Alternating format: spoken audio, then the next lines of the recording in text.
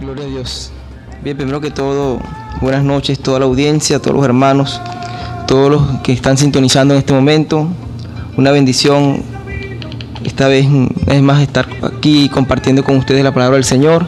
Entendemos que no es aquel que quiera ni el que corre, sino Dios que tiene misericordia. Irrevocables son los dones y el llamamiento de Dios. Y por eso es que estamos esta noche aquí ante este micrófono para poder compartir un tema que es bastante importante, hacer introducción a lo que considero el libro más importante de las Sagradas Escrituras. Bueno, ¿por qué más importante? Bueno, ya vamos a ver en lo que vaya iniciando el desarrollo de este tema, que es el libro Apocalipsis, el último libro del canon bíblico, no solamente el último libro de nuestra Sagrada Escritura, sino también el último exaltado en el Concilio de Trento, el último libro que cierra el capítulo final de la historia de la humanidad, del pueblo de Israel, el libro Apocalipsis. Así me voy a estar invitándolo rápidamente a que se pueda ubicar en el capítulo 1, verso 1 de la revelación final, que es lo que significa en el griego Apocalipsis, quitar el velo, mostrar algo que está oculto. Y dice el capítulo 1 del libro de Revelación, el libro Apocalipsis, capítulo 1, verso 1, de la siguiente manera: la revelación de Jesucristo que Dios le dio para manifestar a su siervo las cosas que deben suceder pronto, y la declaró enviándola por medio de su ángel a su siervo Juan. Verso 2, que ha dado testimonio de la palabra de Dios y del testimonio de Jesucristo, y de todas las cosas que ha visto.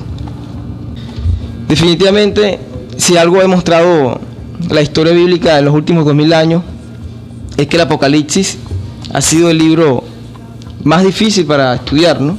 Y eso no lo estoy diciendo yo, Emilio Pirela, sino que cuando revisamos, cuando indagamos en los que la teología eclesiástica llama los padres de la iglesia, o los escritores apostólicos, aquellos que se levantaron después de la escuela apostólica, se le hizo muy difícil indagar en este libro, se le hizo difícil el estudio. De hecho, personajes como Martín Lutero, personaje muy conocido dentro del cristianismo, él duró mucho tiempo antes de poder pronunciarse acerca del libro Apocalipsis.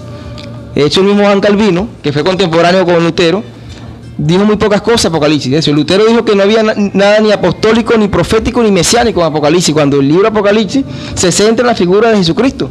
Ningún libro de las Escrituras tiene mayor cantidad de títulos para el Mesías, ningún libro de la Sagrada Escritura. El libro Apocalipsis ciertamente habla de lo que es la bestia, el falso profeta, la gran tribulación, los juicios sobre la tierra, pero se centra en la persona de Jesucristo. Y bien decía mi hermano Jesús Roja, el Apocalipsis, para el que no lo conoce, es un libro de terror. Es una película tipo John Tarantino, Stephen King, una película de terror. Pero para los creyentes apercibidos, el libro Apocalipsis es un libro que nos llena de esperanza, nos llena de gozo. De hecho, el libro Apocalipsis es el único libro de la Escritura que tiene una triple bendición.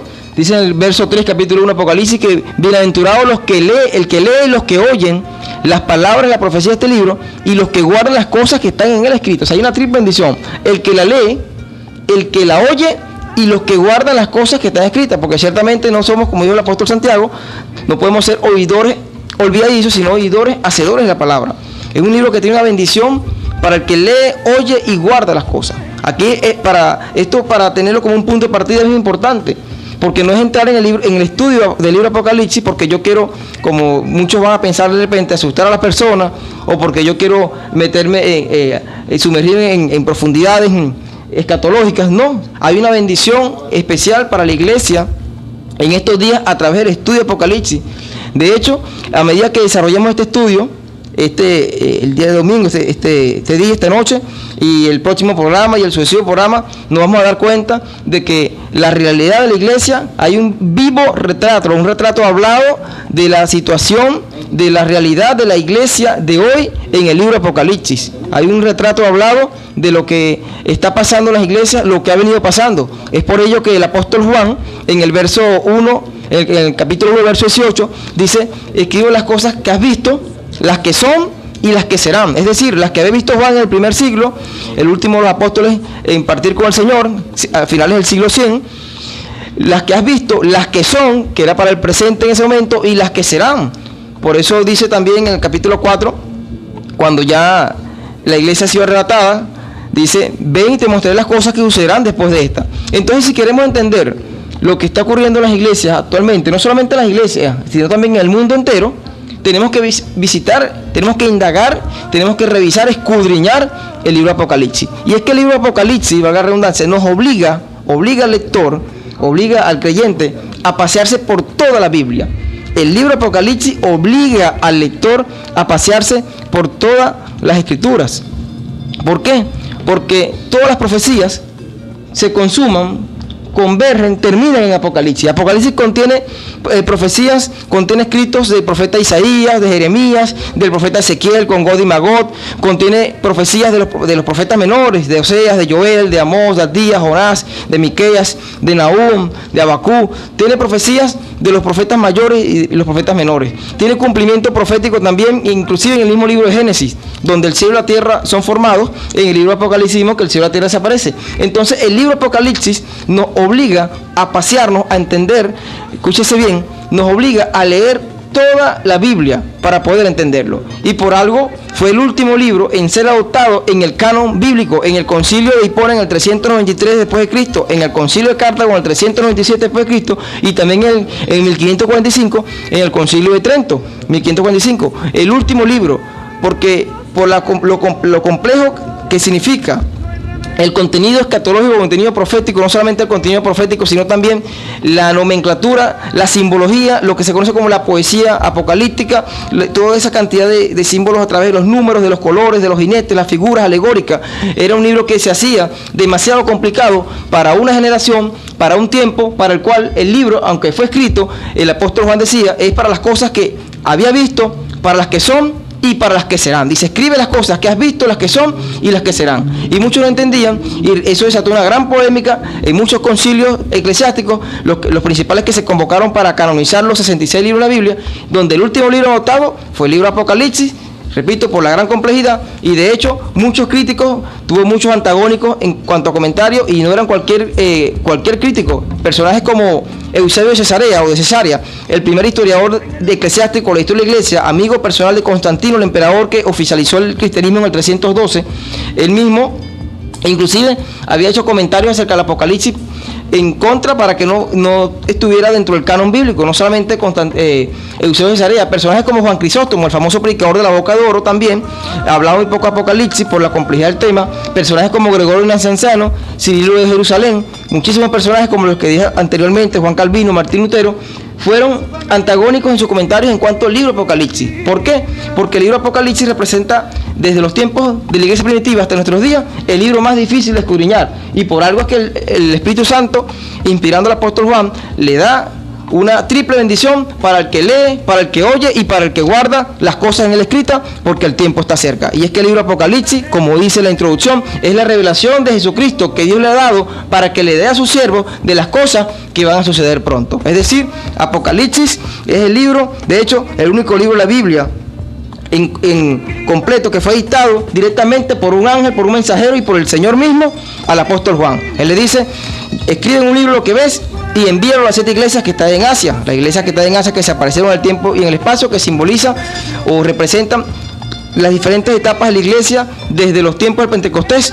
hasta nuestros días. La Éfeso, que representa a la iglesia primitiva, la iglesia del primer siglo, como se conoce el paleocristianismo, la iglesia de Esmirna, la iglesia perseguida, la iglesia que se casó con el Estado cuando Constantino legaliza el cristianismo y Teodosio lo oficializa en el 381, que es Pérgamo, que significa casamiento, la iglesia de Tiatira, que comienza a traer todas las doctrinas del mundo, la que se dejó corromper con las doctrinas de Isabel, la iglesia de Sardis, también aquella que tenía nombre de que estaba viva y realmente nombre que vivía y estaba muerta, la iglesia de Filadelfia, la iglesia de las misiones y la iglesia de nuestros días, que es la iglesia de la Odisea, la iglesia del pueblo que va a ser enjuiciado, aquella que dice que es rico y es rica y no tiene necesidad de nada. Pero para poder entender todas estas cosas debemos debemos comprender primero, debemos ir paso a paso en lo que es la introducción de este libro. Entendemos entonces que el libro de Apocalipsis es la revelación que Dios Padre le da a Jesucristo, como dice la revelación de Jesucristo que Dios le ha dado para que se la mostrase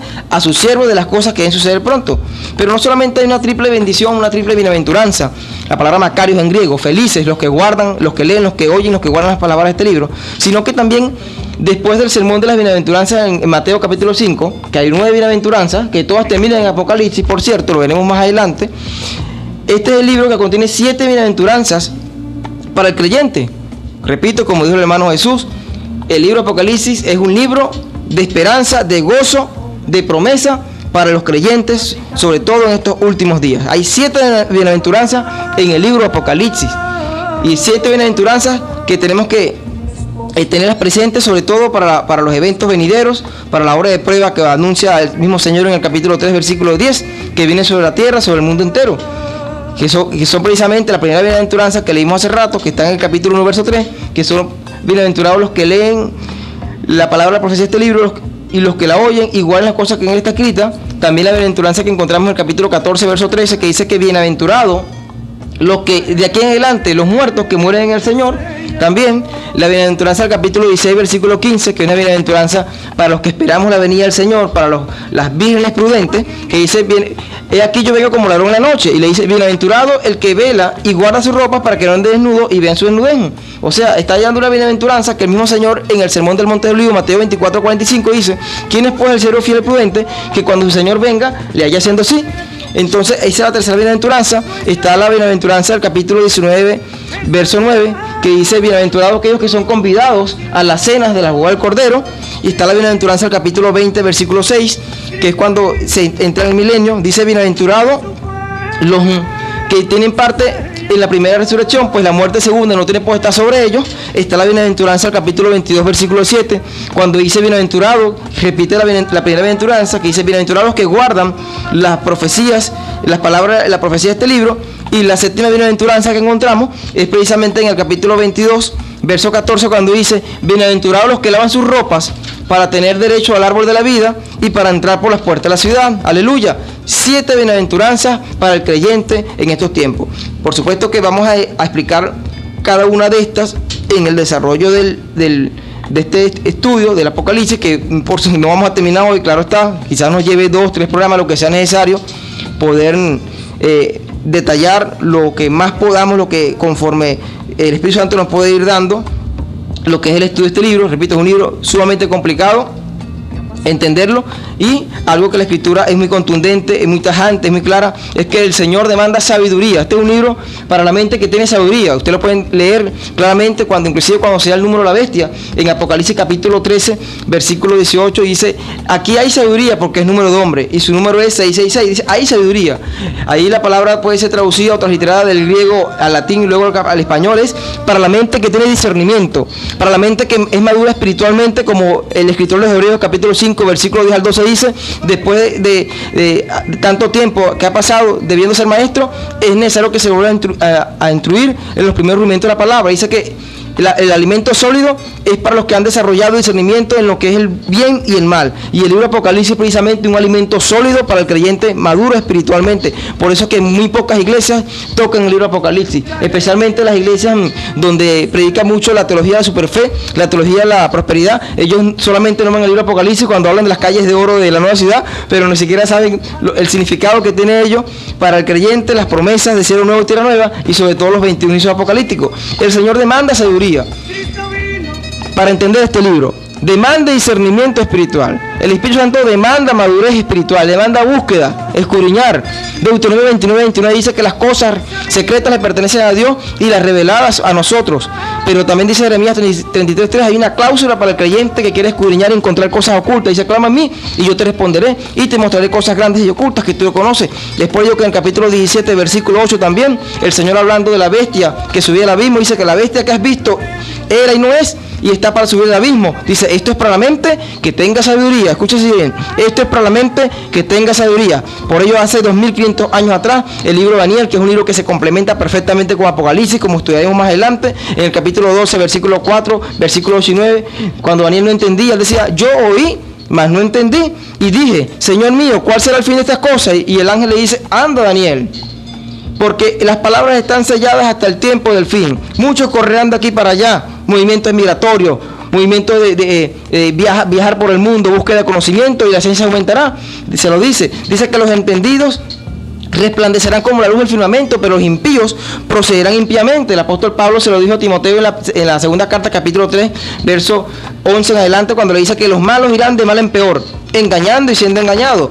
¿Por qué? Porque hace falta discernimiento. El Espíritu Santo demanda discernimiento y sabiduría para entender las cosas que van a comenzar a suceder pronto, las cosas que están sucediendo ya, las cosas que han sido, que son y que serán, porque el Señor es el mismo ayer, hoy y siempre, por los siglos de los siglos. El Señor demanda sabiduría para entender estas cosas. Si alguno está falto de sabiduría, Santiago 1:3, pídele a Dios, el cual la dará abundantemente y sin reproche. Y una de las cosas, los requisitos del lector para poder entender el libro Apocalipsis es discernimiento, madurez espiritual y sabiduría. Recuerde, esto es para la mente que tenga entendimiento. Apocalipsis capítulo 13, versículo 18, la mente que tenga sabiduría.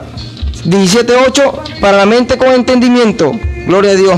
Aleluya. Entonces, vemos en la introducción del libro que ciertamente entonces es un libro que demanda mucha sabiduría y mucha búsqueda espiritual para no caer en interpretaciones privadas, en interpretaciones erradas acerca de lo que la intención del Espíritu Santo en este libro. El libro de Apocalipsis, un libro escrito a finales del año 100 por el último sobreviviente de la escuela apostólica. El apóstol Juan ya estaba anciano. Dice la tradición que el libro de Apocalipsis, siendo Tito Flavio Domiciano emperador, el sucesor de Tito, el hijo de Vespasiano, el que había destruido Jerusalén, este Domiciano fue uno de los emperadores, al igual que Nerón, que se autoproclamó Dios y exigía ser adorado como una deidad.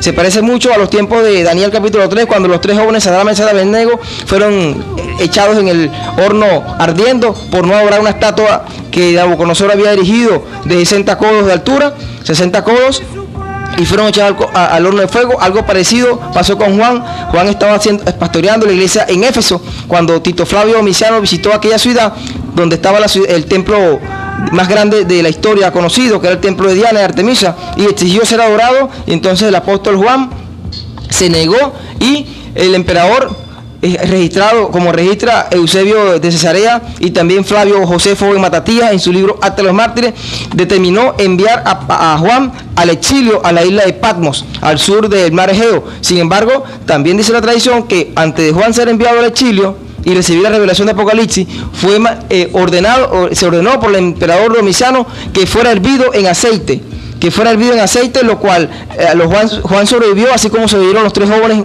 del horno de fuego en Daniel 3 a no querer adorar la estatua de Nabucodonosor. Y esto desquició al emperador Domiciano y lo envió al exilio, donde Juan finalmente recibe la revelación, como él escribe en el mismo libro Apocalipsis, en el verso 2: yo, Juan, siervo del Señor Jesucristo, apóstol de Jesucristo, copartícipe en las tribulaciones, estaba en el Patmos por causa del testimonio de la palabra del Señor Jesucristo. Estaba allá porque se había negado a adorar al César, a Tito Flavio Domiciano. En ese momento, bajo esa circunstancia, el anciano Juan recibe la revelación. ¿Recuerdan Juan, el escritor del Evangelio doctrinal de las tres cartas de Juan, el que habla del verbo hecho carne? Juan, el que estuvo presente en la transfiguración, aquel que el apóstol Pedro junto con Jacobo y el apóstol Pablo junto con Jacobo y con Pedro dice que es uno de las tres columnas, pilares del templo del Señor, aquel que estuvo no solamente presente en la transfiguración del Señor, sino también en la resurrección de la hija de Jairo, el discípulo amado, uno de los hijos del trueno. Este Juan fue el que recibió aquella revelación. Bajo esa circunstancia, martirizado, dicen que en la isla de Patmos morían por exceso de trabajo.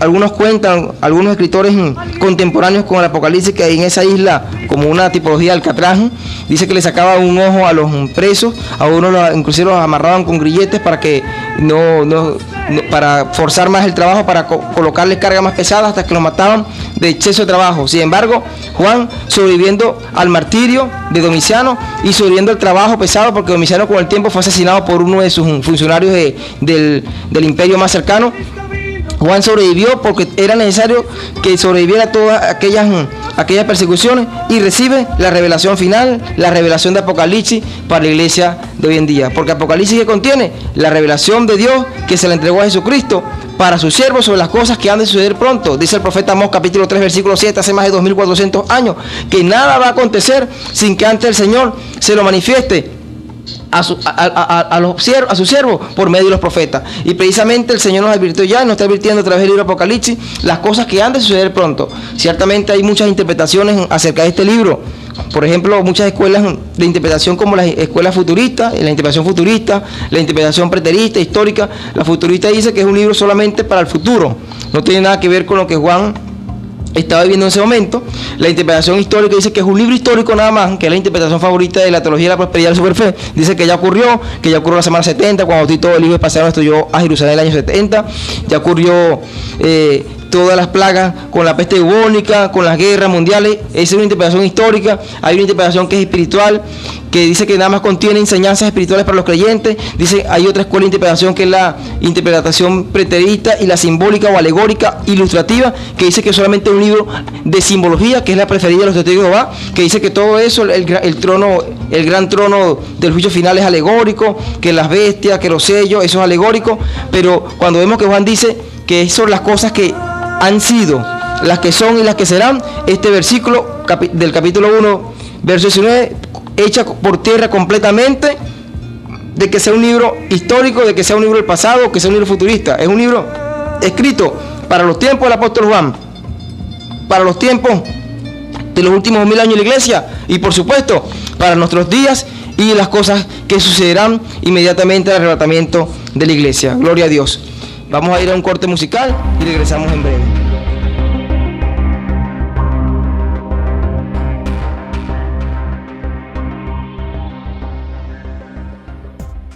Continuando con el estudio del Apocalipsis, mi hermano Emilio, él nos va a hablar ahora de las circunstancias que tenían el autor y los destinatarios, o sea, la finalidad de por qué fue escrito el libro del Apocalipsis, o sea, qué situación estaban viviendo los cristianos en esa época, entre el año 90 y 96, bajo el dominio de Tito Flavio Domiciano. ¿Y qué significado tiene la simbología dentro del Apocalipsis? Mucha gente le da mucha importancia a la simbología y no a lo que quiere decir la simbología, que es el propósito la cual tiene cada una de esas simbologías. Bueno, Jesús, ciertamente, fíjate esto. Voy a decir esto con un poquito de indignación, ¿no? Pero lastimosamente The History Channel, Discovery Channel, la comunidad científica está predicando más el Apocalipsis con sus vaticinios, con sus proyecciones acerca de cometas, de meteoros, de constelaciones en el espacio, de posibles cataclismos, que la misma iglesia del Señor. Y ciertamente el propósito, como lo he venido desarrollando al principio, por el cual fue escrito el libro, se basa en dar una esperanza al creyente, al pueblo de Dios, a la iglesia, porque en ese momento, cuando Juan escribe el Apocalipsis, estaba una de las persecuciones más terribles de las 10 persecuciones imperiales que vivió la historia de la iglesia, desde Nerón en el 64, cuando incendió a Roma, hasta el año 313, que fue la última persecución, 307, perdón, la última persecución bajo el Cayo Aurelio Diocleciano. Pero en ese momento estaba siendo perseguida por Domiciano. Le repito, este hombre que se había autoproclamado Dios, extinguiendo la deidad. Muchos cristianos fueron martirizados durante Diocleciano. Antes de Diocleciano estuvo la persecución de Nerón. Después de Domiciano, que escribió Apocalipsis, vinieron persecuciones también mayores que ella en cuanto a mártires, a muertes. Fueron aproximadamente 5 millones de cristianos que fueron martirizados en un periodo de 250 años, de Nerón hasta Diocleciano. Las circunstancias del libro, la iglesia estaba siendo perseguida. De hecho, como dije en parte de la introducción, el libro de Apocalipsis le está dando un mensaje a la iglesia de aquella época y le está dando un mensaje a la iglesia de hoy. De aquella época, recuerden que la iglesia en sus primeros pasos, una iglesia en sus primeros días, que trabajaba mucho en lo que era el evangelismo, trabajaba mucho en lo que era el trabajo en la calle, en la obra en la calle con las viudas, con los menesterosos, en la aplicación del evangelio, muchísimos convertidos. La iglesia de Jerusalén, la iglesia que después se extendió a Antioquía de Pisidia, Antioquía de Siria, a Iconio, a Listra, a Betesda, toda la región en la cual el apóstol Pablo fue con sus viajes misioneros, también los apóstoles del Señor. Y cuando estaba en tiempo de persecución, entonces el Señor le entrega la revelación a Juan, porque ciertamente uno se pone a analizar lo que es el Apocalipsis como mensaje para la iglesia, y es que sin este libro, en las Escrituras, el creyente quedaría como en suspenso, como bueno, ¿y ahora qué? Porque en el Apocalipsis que se consuma la victoria final de Jesucristo como Rey eterno, la victoria final del bien sobre el mal, es donde el anticristo, la serpiente antigua, es encarcelada, desaparece. Aquella serpiente que se apareció en el capítulo 3 de Génesis, desaparece en el capítulo 20 de Apocalipsis. Es donde se consuman, como dije anteriormente, todas las profecías, tanto de los profetas mayores, profetas menores, profetas mesiánicos, se consuman y convergen, terminan en el libro de Apocalipsis, todas las profecías. Así como vemos que el cielo y la tierra comienzan en el primer capítulo de la Biblia, del libro de Génesis, así también hay un cielo nuevo y una tierra nueva en el libro Apocalipsis. Así como vemos que la maldad, la muerte entra, como escribió el apóstol Pablo a la iglesia en Roma, en el capítulo 5, versos 10 al 12 del libro romano, le escribe que la muerte entró al mundo por un hombre, o sea, mejor dicho, el pecado entró al mundo por un hombre y por el pecado la muerte, así toda la muerte pasó a todos por cuanto todos pecaron. Bueno, el Señor lidió con la muerte y en Apocalipsis vemos en el capítulo 21, versículo 3, que ya no habrá muerte. Claro, uno lo ve fácil, ¿no? Entró la muerte con Adán y en Apocalipsis 21, 3, termina la muerte, porque no habrá muerte. Pero eso, repito, tenemos que pasarnos por todas las escrituras para entender todo este proceso. Un ejemplo sencillo, en el caso de lo que es la muerte, que es algo que entró en el libro, está registrado en el libro de Génesis, que entra en la humanidad, y algo que registra Apocalipsis, que termina. Cuando uno hace un estudio de todo esto, tenemos que entender, el apóstol Pablo en 1 Corintios capítulo 15, versículo 26 dice que el postrer enemigo en ser vencido va a ser la muerte. El Señor lidió con la muerte. Recuerden que en el capítulo 1 también de Apocalipsis, él le dice a Juan, yo tengo las llaves de la muerte, del Hades y de la muerte. Lo que hemos consumado en Apocalipsis capítulo 20, verso 14, cuando él manda y le dice a la muerte que entregue los muertos que estaban en él, le dice al Hades que entregue los muertos que estaban en él, pero eso no fue fácil. Recuerden que el Señor, Hebreos 2.14 dice que él le quitó las llaves al que tenía el imperio de la muerte, que era Satanás. Efesios 4.8 dice que él descendió a las partes más profundas de la tierra. Él murió, descendió a las partes más profundas, resucitó el tercer día, le arrebató la llave de la muerte a Satanás, y esas llaves son las que tiene, con las que le muestra a Juan en Apocalipsis. Mira, no temas, cuando le toca con su mano derecha, no temas. Dice, cuando le vi caí como muerto a sus pies, y no temas, porque yo soy el que vivo y estuve muerto, más aquí que vivo por los siglos y tengo las llaves de la muerte y del Hades. Son muchísimos versículos que para entender todo lo que pasa antes de llegar a Apocalipsis 21.3 dice que ya no habrá muerte. Daniel 12.2 dice que llegará hora en que los que duermen en el polvo de la tierra escucharán la voz. Juan 5.28-29 dice que no os maravilléis de esto, porque vendrá momento en que los que están en los sepulcros oirán su voz, unos para condenación perpetua y otros para vida eterna. Ese es un ejemplo de cómo en Apocalipsis se consuman todas las cosas que comenzaron con el Génesis, el mar, la tierra, la maldición que entra en Génesis, en Apocalipsis termina con un cielo nuevo y una tierra nueva. El primer hombre que pecó, el último hombre, el último Adán, que es Jesucristo, reinando con su iglesia. Todo lo que comienza en Génesis, vemos que termina en Apocalipsis. De hecho, Apocalipsis, como le dije, contiene pasajes que no se pudieran entender si no fuera por este libro. Pasajes de Isaías, de Ezequiel.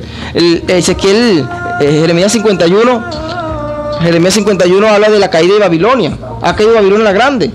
Pero en Apocalipsis 18 vemos que habla también de la caída de Babilonia. Entendemos, en aquel tiempo la Babilonia histórica, la que fundó Nimrod en Génesis 9:10, la de Babilonia de Nabucodonosor. Aquí hablamos de la Babilonia en los sistemas mundiales, el catolicismo romano con todas sus doctrinas heréticas. También vemos cómo Ezequiel habla de un trono con un arco iris, con serafines, con fuego, la misma visión que tuvo Juan de Apocalipsis. Ezequiel habla de una guerra de Gog y Magog en ese momento histórica, las naciones del norte, Persia, Cus y Fut, las naciones de lo que hoy es Irán y Irak.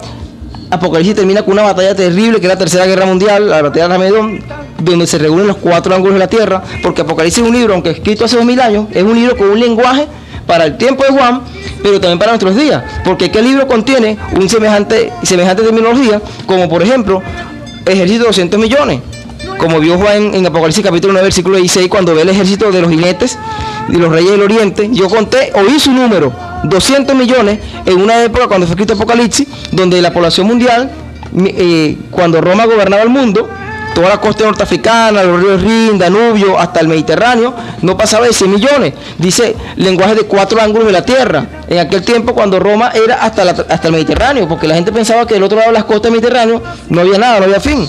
Es un lenguaje para nuestros días. ¿En qué libro se va a entender que 2 personas muertas, en el caso de los 2 testigos que van a bajar a la aplicación del Evangelio en la Gran Tribulación, cómo se va a entender que 3 días y medio que estuvieran muertos en la plaza de la ciudad santa fueran vistos por toda lengua, pueblo, raza y nación en 3 días y medio? Está hablando de los satélites. Los escatólogos, teólogos de hace 1500 años, ellos no entendían cómo era posible que todo ojo le verá, Apocalipsis capítulo 1, versículo 7, cuando no había satélite. Entendemos ahora que cuando el Señor venga y vea las nubes y se lamenten todas las naciones, pueblos, tribus de la tierra, dice que todo ojo le verá. ¿A través de qué? Bueno, a través de la BBC de Londres, de CNN, a través de Telesur, pero todo ojo le verá ciertamente y se van a lamentar porque van a entender que fue el que traspasaron. Apocalipsis es un libro con un lenguaje para nuestros días. Es un lenguaje que en el tiempo de Juan Quizás muchos no entendían, pero el velo ha sido quitado, que es el significado etimológico en el griego de Apocalipsis, y ha sido dado a nosotros. El Señor le dijo a Daniel hace 2500 años, durante el reinado de Darío II, le dice, quita, sella el libro, Daniel. Anda, porque dice que no entiendo, Señor, ¿cuál será el fin de estas cosas?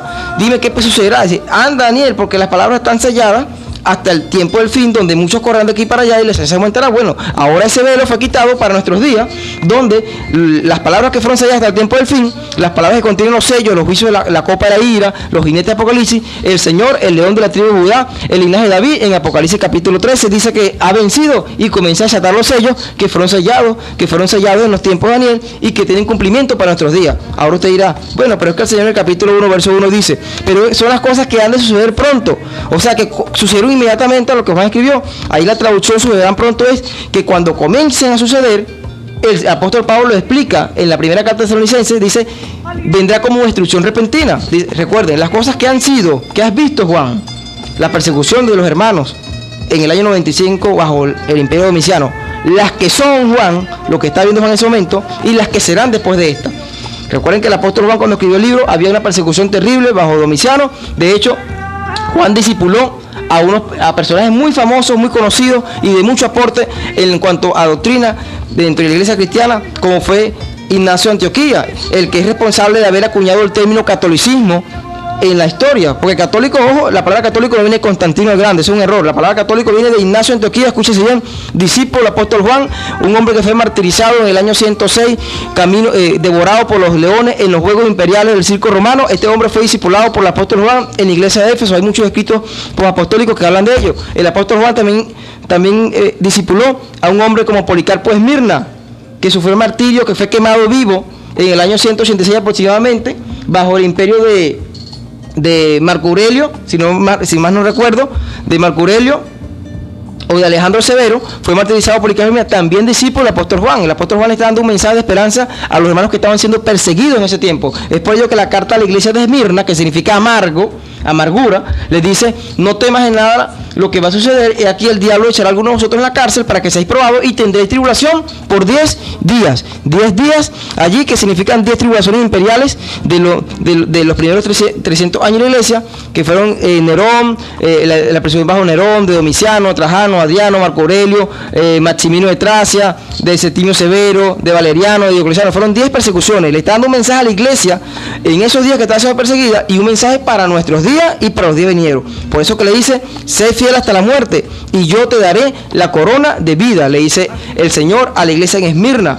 Recuerden, el mensaje es del Señor directamente a la iglesia, y hay que tener cuenta con esto, porque dentro de la simbología el Señor le dice a Juan, él le da una carta a 7 iglesias, que es la iglesia de Éfeso, Esmirna, Pérgamo, Tiatira, Sardes, Filadelfia y Laodicea. Cada una tiene un significado, que si juntamos el significado de cada una de ellas, también tiene un mensaje para la iglesia y para la nación de Israel. Recuerden que la palabra Éfeso, la iglesia de Éfeso, significa la deseada, la amada. La iglesia de Esmirna significa la amargura, amarga, como amarga fueron las persecuciones imperiales. Como deseada Éfeso fue el primer amor con que predicaba el evangelio. La iglesia de Éfeso, Esmirna, Pérgamo, la de Pérgamo significa casamiento, porque la iglesia se casó con el Estado. La iglesia de Tiatira significa sacrificio continuo. Comenzaron a sacrificar, pero a traer cosas sacrificadas de los ídolos que enseñaba Jezabel y también Balaam previamente, la trajeron a la iglesia.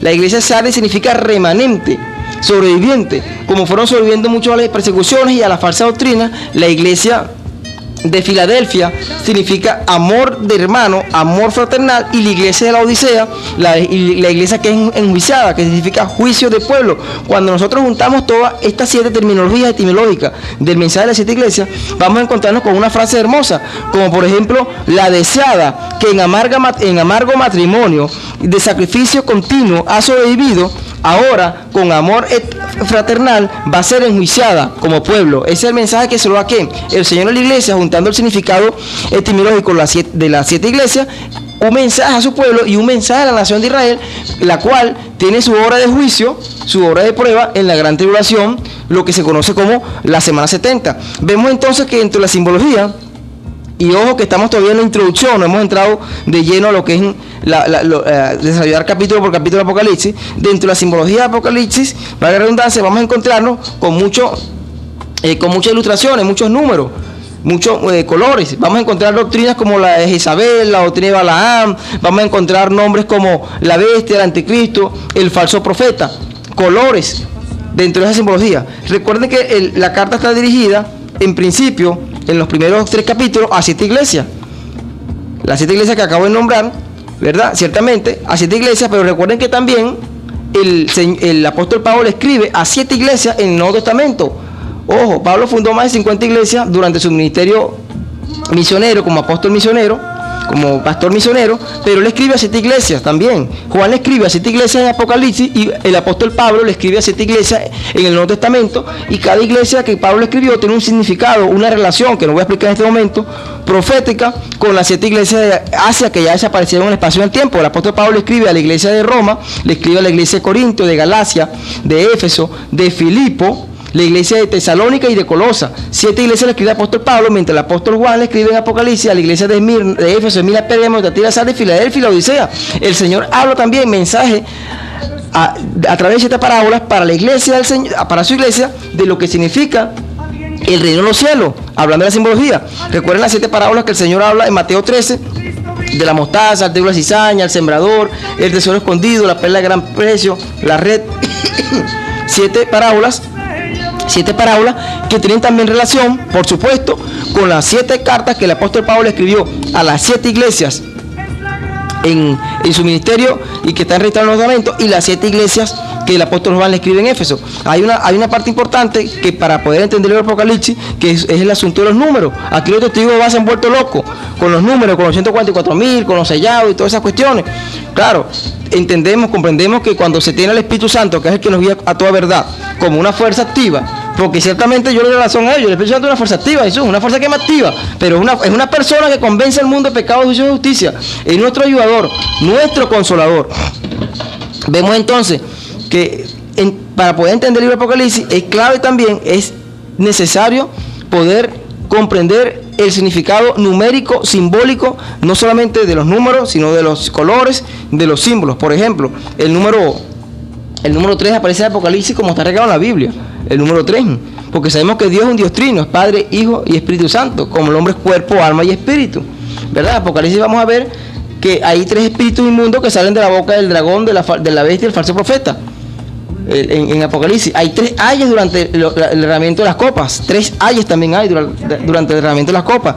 Está también el número 7, que quizás es uno de los números donde predomina, que mayor predomina en el Apocalipsis, el número 7, porque vemos que el mensaje de Apocalipsis está dirigido a 7 iglesias. Recuerden que 7 es el número de la perfección, de la plenitud, la perfección espiritual. El número 7, hay mensajes a 7 iglesias, hay 7 cuernos que tiene el Cordero, que significa su autoridad soberana sobre todas las iglesias, 7 ojos, que son los 7 espíritus que recorren la tierra, Apocalipsis capítulo 5, versículo 6, que es su omnisciencia, que está en todas partes. Está también 7 sellos, 7 trompetas. El número 7 está predominando como predomina en todas las escrituras. Recuerden que fue el primero que profetizó, que hizo una profecía apocalíptica, que en 1.9, que habla Judas en el verso 14, dice que séptimo desde Adán. Noé se le ordenó que los animales puros los ordenara de 7 en 7. 7 vueltas dieron los israelíes de Jericó. 7 veces se embulló el general sirio Naamán en el agua del Jordán. El número 7 está regado por las escrituras. Si 7 veces cayó el justo, 7 veces Jehová lo levantará. Eso lo vamos a encontrar por la escritura, el número 7. Igual que pasa con el número 10. Mientras el 7 es el número de la perfección de Dios espiritual, en el orden espiritual, sea bueno o malo, también el número 10 es el número de la perfección, pero en el orden natural. El 7 es la perfección espiritual. El 10 es el número de la perfección natural, ordinal. 10, que es el número a partir del hombre comenzó a contar con los dedos de la mano. El número 10. El 10 que, de hecho, los judíos en la sinagoga no se atrevían a iniciar el servicio hasta que no llegara el número 10 de los miembros asistentes. Cuando Abraham intercedía ante Jehová por Lot, cuando iba a caer fuego y granizo mezclado con fuego en Sodoma y Gomorra, no se atrevió a bajar de 10 el número, comenzó con 50, 40, 20, pero si eran 10 justos, hasta ahí llegó. Recuerden el decálogo, los 10 mandamientos. El lugar santísimo tenía 10 codos, 10 por 10 por 10, el lugar santísimo. La mujer de Apocalipsis capítulo 13 tiene una corona de 12, que es el número 12. La bestia de Daniel, la cuarta bestia de Daniel, que simboliza el imperio romano, tiene 10 cuernos, igual que la bestia de Apocalipsis capítulo 13, el dragón de Apocalipsis capítulo 12, versículo 3. El número 10 tiene una simbología especial a lo largo de las escrituras también, como en Apocalipsis. 10 siendo 10 un número de perfección natural, ordinal, cuando lo multiplica por un número también, como que es un número que predomina en Apocalipsis, que es el número 12, que simboliza el gobierno de Dios, te va a dar los 120 que estaban aproximadamente en el aposento alto cuando cayó el derramamiento del Pentecostés. Entonces tenemos el número 3, que es el Dios Trino, lo multiplicamos por 4, que son los confines de la tierra, 4, y te va a dar 12, con las que son los 12 apóstoles del Cordero, y las 12 tribus de Israel con su respectivo patriarca. 3 por 4, 12, los 4 confines de la tierra, el Dios Trino, te da las 12 tribus de Israel. Ese 12 lo multiplicas por 10, que es el número de perfección ordinal, que el decálogo, las 10 plagas que cayeron sobre Egipto, y te va a dar entonces los 120 que estaban en Pentecostés. Cuando multiplicas 120 por 12, por 1000, que es un número de perfección, el milenio, que es el lugar santísimo, 10 por 10 por 10, que te da el lugar santísimo, 10 codos por 10 por 10, te da 1000 por 12, y vas a encontrar entonces los 144.000 sallados en Apocalipsis. Todo tiene una relación porque Dios es un Dios de orden. Toda esa simbología en Apocalipsis tenemos que entenderla, pero para ello es necesario pasearnos por las Escrituras. Recuerden que el 12, que es el número del gobierno de Dios, aparece tanto en el Apocalipsis como está regado en todas las Escrituras. 12 los apóstoles, 12 las tribus, 12 las puertas, 12 las perlas, la ventana nueva de Jerusalén. 12 diademas tenía la corona de la mujer de Apocalipsis 3. Valga la redundancia. Bien, esa simbología es necesaria entenderla, y no solamente desde la perspectiva de Apocalipsis, sino también desde el significado que tienen estos números desde el principio en que fue escrita la Escritura. Ojo, porque esos números no están allí por gusto. Recuerden que cuando desaparece ya la tribu de Leví, deja de contarse. Vean la importancia que es los números para el Señor en la Biblia. Cuando la tribu de Leví deja de contarse como una tribu dentro de las 12 que estaban allí, que habían recibido porciones de la tierra en el libro número, cuando se hicieron la repartición después de la conquista de Canaán, el Señor nombra a la de José, que es Efraín y Manasés, y la coloca como el número 12. Igual pasó en el Nuevo Testamento con los apóstoles del Cordero. ¿Qué pasa cuando Judas se suicida? Ellos nombraron un sucesor, a Matías, echando suerte, aunque el Señor levantó al apóstol Pablo, y los 12 nombres del Cordero están allí en los cimientos, en el muro de la ciudad, como también los 12 apóstoles del Cordero, las tribus. 2 por 12 eran las clases sacerdotales, ¿cierto? 12 por 4 en la ciudad de los levitas. Hay importancia, el Señor mantiene un orden espiritual en los números de la simbología. Eso no es que está por gusto. Igualmente pasa con la simbología, con la forma como se le presenta al Señor en Apocalipsis, al apóstol Juan. Recuerden que el apóstol Juan era del cuadro íntimo del Señor Jesucristo, lo dije, estuvo presente en la resurrección de Jairo, uno de los 3 pilares junto con Pedro, Cefas, Jacobo, es uno de los 3 pilares, dijo el apóstol Pablo, de columnas de Cristo. Estuvo en la transfiguración, estuvo en la resurrección de Jairo, estuvo en la crucifixión cuando el Señor le dice, madre, aquí tu hijo, hijo, aquí tu madre. Sin embargo, cuando el Señor se le presenta a Juan, en la visión, dice, yo, Juan, estaba en el Espíritu en el día del Señor, un día domingo allá en Patmos. No se refiere al día del Señor grande y terrible que habla Isaías 2.10, Sofonías 1.14, Joel 2.12, no, se refiere al día domingo. En el griego el día domingo, primer día de la semana, que los romanos llamaron octavo día, aunque los judíos persisten en llamarlo sábado, Shabbat, un significado completamente diferente. Estaba en el Espíritu, dice, yo, Juan, estaba en el Espíritu del Señor cuando oí tras mí una gran voz como trompeta que me decía, yo soy el alfa y el omega, el primero y el último. Escribe un libro que ves y envía a las 7 iglesias que están en Asia, a Éfeso, Mina, Pérgamo, a Tiatira, y la Odisea de Filadelfia. Dice que cuando me volteé para ver la voz que hablaba conmigo, dice que hay aquí a uno semejante al Hijo del Hombre que se paseaba en medio de ¿qué? De 7 candelabros. El candelabro tiene un significado de las Escrituras, desde Isaías capítulo 11, versículo 1 y 2, hasta Zacarías capítulo 4, cuando habla del candelabro, están los 2 olivos al lado. El candelabro significa la presencia de Dios. Cuando hagamos un estudio del libro más adelante de lo que es la carta a la iglesia en Éfeso, a la iglesia que el Señor le advierte de retirar sus candelabros y su presencia, si no volvió al primer amor, vamos a entender que el candelabro delante del cual se paseaba el Señor es su misma presencia. Usted le dice allá capítulo 11, versículo 1 y 2, y usted se va a entender, se va a dar cuenta que ciertamente los 7 espíritus de Dios, que habla Isaías, espíritu de sabiduría, de ciencia, de conocimiento, de poder, espíritu de Jehová, de temor, es el candelabro que habla Zacarías, y es el candelabro delante del cual el Señor se paseaba cuando Juan lo ve. Dice que se paseaba en medio de los candelabros, de un candelabro de oro. Dice que cuando Juan lo ve, dice que él lo ve con, ¿qué es eso? Lo ve con una manifestación de gloria como nunca antes hombre alguno ha podido ver al Señor. Quizás Isaías, cuando ve la visión en el capítulo 6, o Ezequiel en el capítulo 1, cuando recibe el llamamiento, y que ve el trono del Señor, pero Juan de alguna manera que ni siquiera lo reconocía. Juan era el club íntimo del Señor Jesucristo, y cuando lo ve en la visión con el cual se le aparece como juez y sacerdote, vamos a verlo, no lo conocía. Dice que cuando lo vi caí como muerto a sus pies, pero dice que no lo conocía. Dice era que sus vestiduras llegaban hasta los pies, su ropa, que simboliza un oficio sacerdotal. Dice que su cabello era blanco como nieve, como la lana, que simboliza su dignidad, su santidad, su pureza. El anciano de días que ve Daniel en el capítulo 7, versículo 14, 13 y 14. Dice que tenía sus ojos como llamas de fuego. Y esto es el poder de escudriñar todas las cosas. Hebreos 4, 2 y 3 dice que antes bien todas las cosas están desnudas y expuestas a los ojos de aquel a quien tenemos que dar cuenta. No hay nada oculto delante de la presencia del Señor. Dice que los ojos como llama de fuego, todo lo escudriña. Jeremías capítulo 17, versículo 10 dice que yo Jehová que escudriño las mentes y los corazones. La palabra del Señor que discierne los pensamientos. Ese es los ojos del Señor que escudriñan. Dice que tenía los pies semejantes al bronce bruñido, como un horno. Eso significa el juicio. Recuerden la serpiente de bronce allá en el libro de Números, que trajo juicio a Israel cuando habían murmurado, cuando se habían rebelado contra el Señor. Dice que los pies semejantes al bronce bruñido, y le dice a Juan, Juan continúa diciendo que cuando hablaba, su voz era como el estruendo de muchas aguas. Se parece mucho a los 4 seres vivientes que vio Ezequiel en el trono, que cuando veían alas eran como estruendo, como cataratas de muchas aguas. Ese amigo, ese hermano, esa descripción del Señor Jesucristo, ese es el Señor en gloria. Ese es el que van a ver, el que todos lo verán cuando venga en los cielos con voz de muchas aguas, con ojos como llama de fuego, con el rostro de sol. Ese, mi amigo, mi hermano, ese es el que se sienta en el trono. En el Apocalipsis capítulo 4, Juan dice que lo vio sentado en el trono, y dice que tenía como una piedra de jaspe y de cornalina. Entendemos por esto, y esto es muy delicado, porque es la piedra de la vestidura sumo sacerdotal. Mucha gente juega con esto sin conocer verdaderamente el significado de lo que es la vestidura sumo sacerdotal.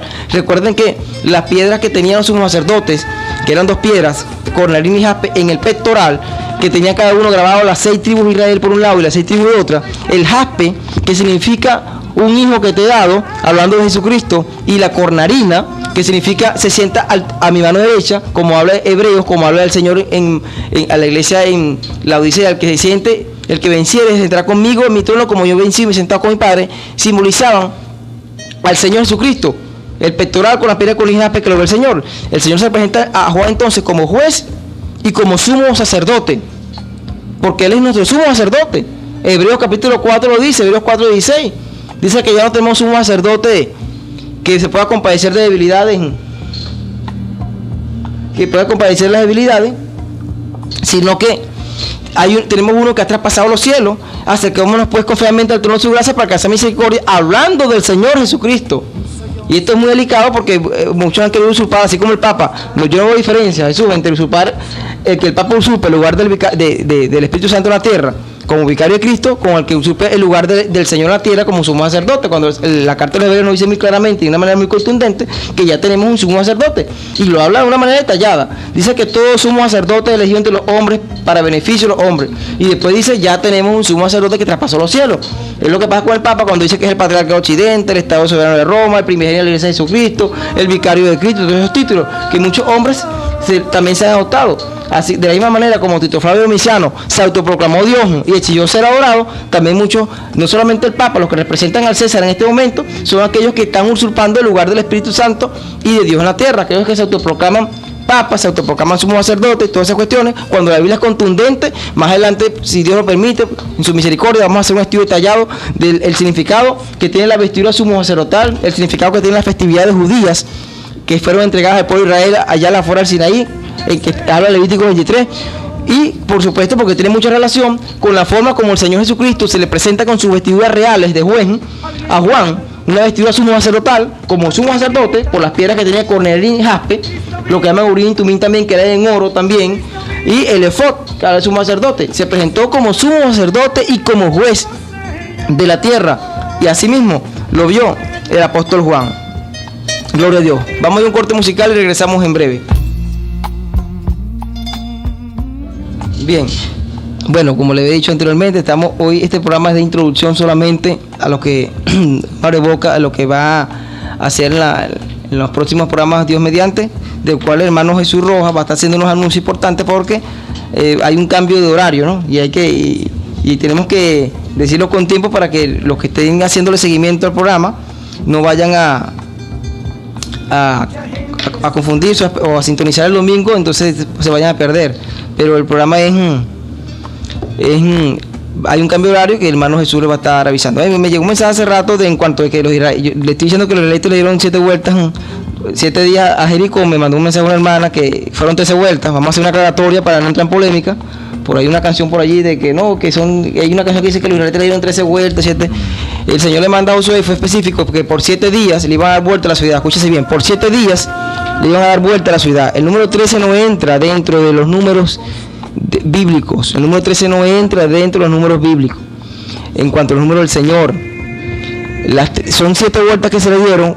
Lo que ocurre es que por 7 días le dieron vuelta a la ciudad, pero el séptimo día le dieron 7 vueltas. Si usted le suma esas 7 vueltas a las 6 vueltas que le dieron los primeros 6 días, le va a dar 13, por supuesto.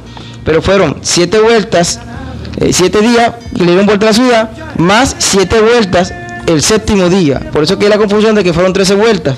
Si suma en total fueron 13 vueltas, pero por 7 días, sino que le dieron 7 vueltas el último día y 6 vueltas los primeros 6 días. Eso es simplemente una aclaratoria, aunque eso es para estar claro en cuanto a ser más fino en el apunte, no para edificar ni caer en contienda, que fueron 7 o fueron 13. Bien, entonces el hermano Jesús va a hacer una acotación importante. Voy a cerrar solamente para cerrar lo que es la presentación del Apocalipsis con la visión del Señor al apóstol Juan. Bien, él le decía, entonces, no temas. Juan lo vio y cayó como desnudo, dice que cayó como muerto a sus pies. Dice que cayó como muerto, no cayó para atrás, no cayó dando vueltas ni se le volcaba en el piso, como hay algunas manifestaciones hinduistas dentro de algunas congregaciones. Dice que cayó como muerto a sus pies por la gloria, por lo que estaba viendo Juan, y el Señor lo toca con su diestra, con su mano derecha, le dice, no temas, ¿verdad? Dice, no temas, yo soy el que estuve muerto y vivo, mas he aquí que vivo por los siglos de los siglos y tengo las llaves de la muerte y del Hades. Aquí hay algo muy importante porque en el Nuevo Testamento aparecen 5 llaves. El Señor le dice a Juan, yo tengo las llaves de la muerte y del Hades. Les expliqué al principio del programa, cuando se da la introducción, de que el Señor tiene la llave de la muerte porque se arrebató a Satanás, descendió a los infiernos, lidió con la muerte, que es el último enemigo en ser vencido. Él va a llamar a los que están en los sepulcros, uno va a resucitar en el arrebatamiento, como dice el apóstol Pablo en 1 Corintios 15, 52 y en 1 Tesalonicenses capítulo 4, verso 16. Unos sepulcros se van a cerrar en ese momento porque los que mueren sin Cristo, lastimosamente, tienen que esperar la resurrección ante el trono blanco. Los que mueren en Cristo están esperando la resurrección para el arrebatamiento, donde nos vamos a encontrar juntamente con ellos. Dice que los muertos en Cristo resucitarán primero y después nosotros nos encontraremos con ellos juntamente en las nubes con el Señor. Ahora, hay 5 llaves. Él dice, yo tengo la llave de la muerte y del Hades, pero hay 5 llaves también. Recuerden las llaves que se le entregó al apóstol Pedro, las llaves del reino de los cielos. Dice, a ti te entregaré las llaves, todo lo que atar en los cielos, atar en la tierra y viceversa. Esa es la llave del reino de los cielos que el apóstol Pedro abrió con su discurso de Pentecostés, basado en ¿qué? En la confesión que le hizo al Señor en Mateo 16, 18. Tú eres el Hijo del Viviente. Que hizo el apóstol Pedro en Pentecostés? Le presentó a Cristo a los gentiles, a los judíos que estaban en ese momento del Pentecostés, a los de Asia, de Panfilia, Egipto, Cirene. Esa es la primera llave. La otra llave que habla también en el Nuevo Testamento es la llave del pozo del abismo, que también la tiene el Señor. El pozo del abismo, que tiene por cierto 2 príncipes, que son ángeles terribles que van a ser sueltos de la tribulación, que es Abadón y Apolión, que son ángeles instructores. Es la misma llave que en Apocalipsis 9 se abre el pozo del abismo para que salgan langostas y devoren y hagan daño a los hombres, más no. Es como una especie de un zancudo así como la chikungunya, pero más terrible, ¿no? Porque dice que no baña la hierba, los árboles, sino los hombres. Es como una epidemia, algo que va a picar a los hombres, los va a enfermar, que están en el abismo encerrados. Esa llave que también se le da, que cuando avancemos en este Apocalipsis, en el capítulo 20, dice que un ángel tiene la llave del abismo y encadenó a Satanás por 1000 años. La serpiente antigua, que es la segunda llave. La otra llave que habla también el Señor es la llave de la ciencia, que es ciertamente el conocimiento. Recuerden el árbol del bien y del mal, donde fue expulsado el hombre en el Edén, que el Señor no va a decir que tome también y viva para siempre. que era otro fruto. Eso usted lo puede entender en Lucas 11:52, cuando el Señor está recriminando a los escribas y fariseos que no querían enseñar correctamente, estaban cerrando la entrada del reino de los cielos a las personas y no entraban ellos ni iban a entrar nadie. Dice: hay de vosotros escribas y fariseos porque cerráis, ¿verdad?, con la llave de la ciencia, es la otra llave que habla el Señor también, y por supuesto la llave del reino de la ciencia, la llave de David, que es hermosa, que es la promesa que el Señor le da en Apocalipsis capítulo 3 a la iglesia en Filadelfia. Dice que aquí yo te he puesto una puerta abierta delante de ti, la cual nadie puede cerrar, que es la llave de David, que es la llave cuando el Señor abre una puerta que nadie cierra y nadie abre. Bueno, verdad que realmente que la hora ha avanzado bastante y no quisiera seguir en el desarrollo porque quiero cerrar hasta aquí lo que es la introducción para poder entrar ya capítulo por capítulo para los próximos programas. Entonces voy a dejarlo hasta aquí. Espero que haya sido de mucha edificación para la iglesia, para los hermanos que estuvieron escuchando. Se recuerden que es un libro de esperanza y de gozo para el creyente. Que Hollywood, que John Tarantino, Stephen King, que los Simpsons lo vean como burla, como asustar a la gente, de History Channel, ese es ellos, porque los impíos tiemblan de miedo, la tierra tiembla ante la presencia del Señor. Pero nosotros los creyentes tenemos que regocijarnos porque este es el libro de esperanza, es el libro para estos tiempos, para nosotros, es el libro por antonomasia, por revelación, por naturaleza, para los últimos días. Y sin este libro definitivamente el canon bíblico estuviera incompleto, tuviéramos un suspenso. ¿Y ahora qué? Como dicen por allá, ¿quién por ayudarnos? Pero aquí está el libro de Apocalipsis que cierra contundentemente, con promesa y con esperanza para el creyente.